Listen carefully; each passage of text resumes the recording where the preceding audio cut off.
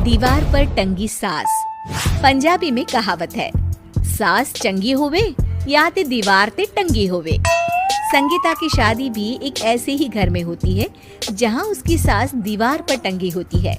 ससुर और पति शादी के पहले दिन उसे सास के फोटो के सामने ले जाते हैं, जहां ससुर जी कहते हैं, बेटा बेटा संगीता, ये तुम्हारी सास थी, बहुत नेक और भली, लेकिन थोड़ी गुस्सैल थी।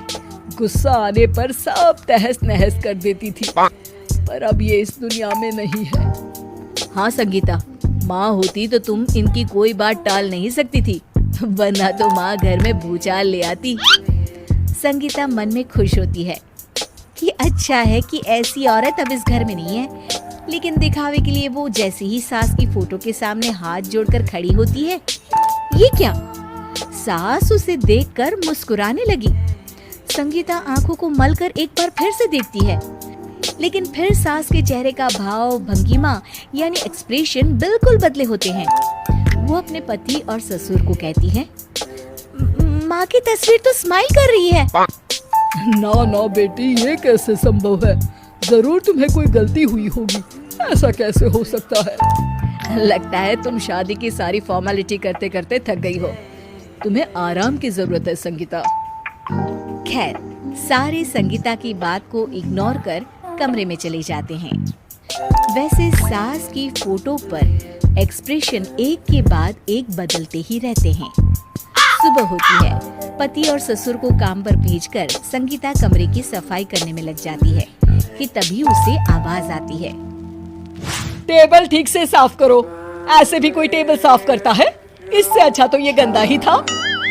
किसी औरत की आवाज सुन संगीता दंग रह जाती है और सोचने लगती है कि आवाज कहाँ से आई।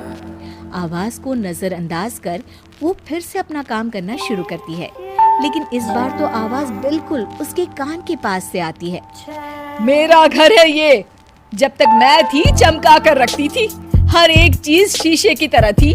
तुम्हें तो ना सफाई आती है ना कुछ पता है। क्यों तुम्हें मेरे घर की जिम्मेदारी दे दी गई है? पता नहीं तुम में मेरे बेटे को क्या दिखाई दिया। मैं होती तो एक से बढ़कर एक लड़कियों की लाइन लगा देती। अब संगीता को समझने में देर नहीं लगी कि ये आवाज किसी और की नहीं बल्कि उसकी सास की है, जो दीवार पर टंगी है। वो उसके पास जाती है और कहती है, नमस्ते सासू माँ, मुझे तो कल ही लग रहा था कि दीवार में कुछ काला है। वो दीवार नहीं, दाल होती है पगली। सही पकड़े हैं सासू माँ। तो क्या हो गया आपको जो आप यहाँ भी चैन से नहीं बैठी हैं? सुना मैंने आपका व्यवहार काफी गुस्से वाला था। चुप रह तू, ज्यादा बकर बकर ना कर। घर का काम करना तो आता नहीं, आई है मुझसे बहस करने। हाँ देखिए सासू माँ, मैं आपसे साफ साफ कह देती हूँ, मुझसे पंगा लेने की कोशिश मत करिएगा। तभी पीछे से संगीता का पति आता है। अरे संगीता, किससे बात कर रही हो? कौन है वहाँ? संगीता की सास की फोटो फिर से पहले जैसी हो जाती है। आपकी माँ से कह रही थी कि मुझे काम करना आता। अरे संगीता, माना सास के ताने हर बहू को अच्छे लगते हैं, लेकिन यहाँ तो माँ है ही नहीं, तुम तो फोटो से ही। तुम भी लाजवाब हो संगीता। किसी को विश्वास नहीं होता कि संगीता अपनी मरी हुई सास की फोटो से बात करती है।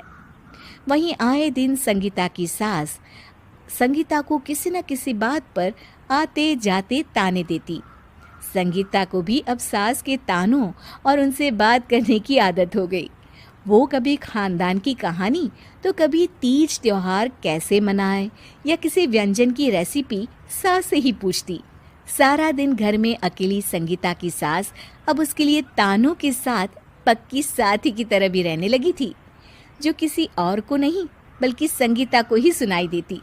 तो देखा आपने, सास बहू का रिश्ता हर रिश्ते से ऊपर होता है, फिर चाहे वो खट्टा हो या मीठा।